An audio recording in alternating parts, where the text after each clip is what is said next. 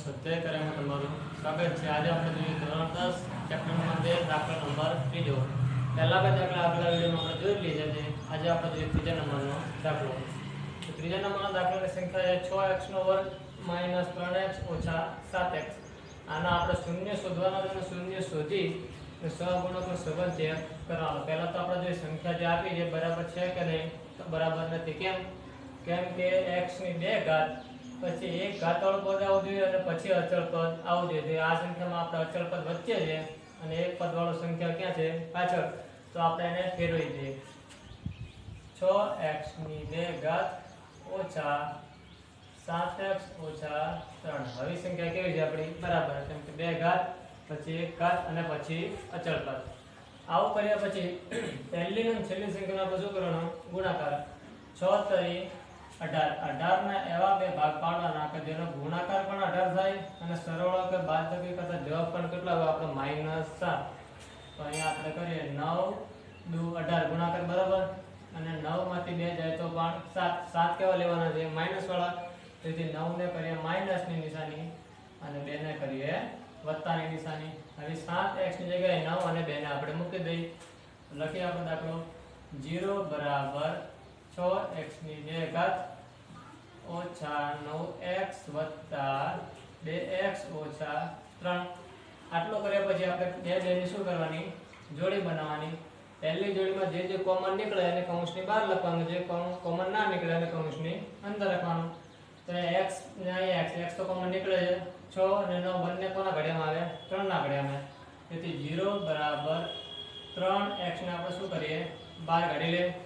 તો 3 ના ઘડિયામાં 6 ક્યાં આવે? તો 3 દુ 6। x બે વાર હતો, એક વખત બહાર ગયો તો એક વાર ક્યાં હશે? હજી અંદર। ઓછા 3 ના ઘડિયામાં 9 ક્યાં આવે? તો 3 તરી 9। x એક જ છે, એક x તો ક્યાં નીકળી ગયો છે આપણે? બહાર। અહીંયા જુઓ, અહીંયા x છે, અહીંયા નથી। અહીંયા 2 છે, અહીંયા 3 છે, બંને એક ઘડિયામાં ના આવે, બંને x એ કોમન નીકળતો નથી। કશું કોમન ના નીકળે તો +1 ને બહાર કાઢી જેવું પદ છે આખું એને લખી દઈએ આપણે બીજા કૌંસમાં। આવી જો આપણા નિયમ પ્રમાણે કે આ બે કૌંસ કેવા થવો જોઈએ? સરખા। જો કૌંસ સરખા ન થાય તો દાખલો આપણો અહીંયાથી કેવો ગણાય? ખોટો। 2x - 3 2x નો કૌંસ કેવો થઈ ગયો? સરખા। બે વખત છે એને આપણે લખીએ એક વખત। તો 0 બરાબર 2x - 3 બાકી રહી અને લખીએ બીજા કૌંસમાં 3x વત્તા 1। આ 0 આને પણ લાગુ પડે અને આ 0 આ પદને પણ લાગુ પડે, તેથી લખી શકાય કે 2x - 3 બરાબર પણ 0 અને 3x વત્તા 1 બરાબર પણ 0। આપણે શોધવાનું છે x ની કિંમત, તો -3 આ બાજુ જાય તો કેવો થઈ જાય? +3 અને 2 ક્યાં જાય? છેદમાં। તેથી પહેલો શૂન્ય મળ્યો આપણો 3/2 વત્તા 1 છે, પેલી બાજુ કેવો થાય? -1 અને 3 ક્યાં જાય? છેદમાં। તો બીજું શૂન્ય શું મળ્યું આપણે? 1/3। આ જે 3/2 અને -1/3 શું મળી ગયા આપણે? શૂન્ય। શૂન્ય મળી ગયા પછી આપણે કીધું છે સહગુણકનો શું કરવાનો? સંબંધ ચેક કરવાનો। એની માટે જે સંખ્યા છે પહેલા એક વખત લખી દેવાની। 6x ની 2 ઘાત - 7x ઓછા 3। અને શું નામ આપવાનું? a b c। આને નામ આપીએ a, આને b નામ આપીએ, આને c નામ આપીએ। તો a બરાબર કેટલા આપડા? 6, b બરાબર -7 અને c બરાબર -3। ખાસ શું ધ્યાન રાખવાનું? નિશાની। જો પ્લસનું માઈનસ ને માઈનસનું પ્લસ થઈ ગયું તો જવાબ આપણો આવશે નહીં। હવે આપણે શૂન્યનો પહેલા તો સરવાળો કરીએ। શૂન્યનો સરવાળો એક વખત સીધો કરવાનો અને એક વખત શૂન્યનો સરવાળો કરીએ આપણે સૂત્રથી। શૂન્યનો સરવાળો એનું સૂત્ર છે તમારું -b/a। પહેલા સરવાળો કરીએ આપણે। શૂન્ય કેટલા?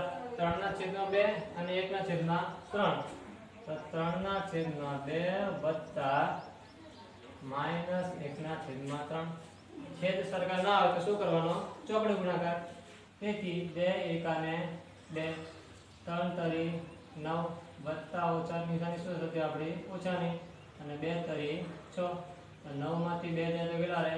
7/6 જવાબ આપણો આવે। સરવાળોનો સીધો સરવાળો કરે કેટલા? 7/6।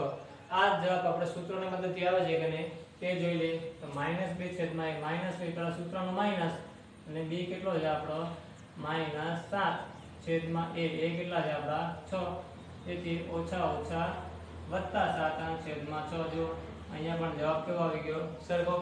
હવે આપણે કરીએ શૂન્યનો ગુણાકાર. પહેલા શૂન્યનો ગુણાકાર કરીએ સીધો અને પછી કરીએ એનો સૂત્રથી. શૂન્યના ગુણાકારનું સૂત્ર છે તમારું c છેદમાં a. c છેદમાં a.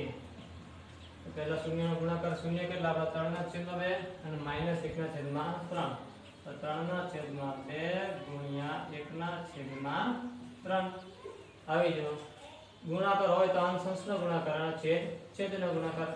3 એકાને 3 અહીં માઈનસ છે એટલે આ પણ કેવો માઈનસ અને 2 તરી 6.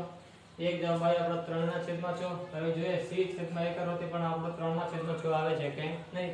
અહીંયા છેદ ઉડાડો તો પણ ઉડે 3 2 6 તેથી ઉપર કશું નહીં એટલે 1/2 આ પણ લખાય અને આ પણ લખાય.